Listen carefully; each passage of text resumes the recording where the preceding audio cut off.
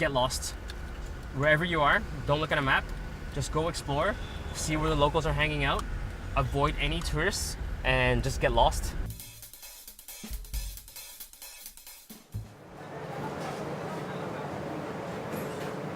I was a nightmare of a child. After my mother passed away when I was in my senior year, we got into some trouble. I started working for my family when I was 12 years old. It was either school or work, and that was it. I think that was the plan was to keep us out of mischief. Because I was the youngest, I started off as a dishwasher. So every day after school, we had 30 minutes to have a snack, have lunch, do our homework, and then just work. But it was the way my father wanted us to grow up. So we all grew up working actual jobs. And just generally started to run the restaurant for him throughout school.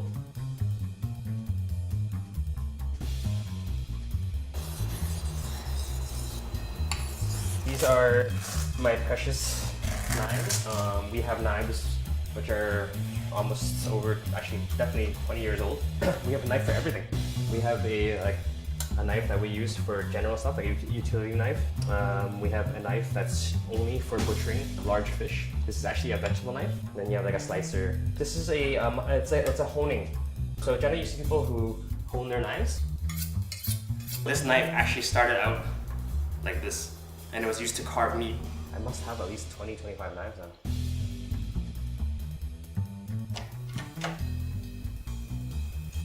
So we have another work trip coming up. We have a lot of these little work trips. It's fun, but it's a lot of work, a lot of traveling, a lot of flying. I'm a massive sneakerhead. If I had a choice, I would probably wear them every day and all day.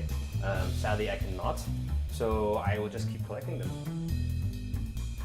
I wouldn't say I'm the most organized packer. I try to emulate whatever Andrea has shown me from her tricks. It's actually a big habit of mine. We'll quickly realize that we have forgotten something very important when we get there. But we make it happen. We make it work. I definitely am not any of the formal type chefs who wear like proper chef jackets and a hat and whatnot. I'll wear like a t-shirt or something comfortable. My latest thing now is these really ugly shirts that I've gotten into. I tend to find the uglier the shirt, the more I like it. You can see I definitely have a lot of weird socks. And this started because every day I wear the same thing. I wear my work pants, I wear my work shirt, my apron, my chef clogs. So the one thing that I can wear that's kind of just unique and fun for me is just these weird socks. And then we always pack extra workout gear. No matter where we are in the world, we always sneak workouts in just to help us keep balance of what we're doing. So it's pretty clear. It's gonna be my knives, sneakers, running shoes, some of my ugly shirts, some of my funky socks, and those are a must. And those are the things that I will never forget, for sure.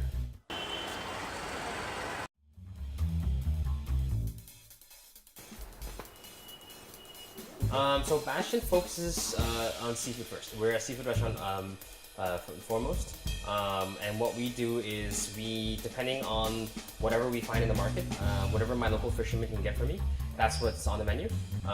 It varies from size, from type of seafood, and whatever's fresh that we can get in the morning, that's what we put in the menu. I'm very honest, I think that's the first and foremost thing.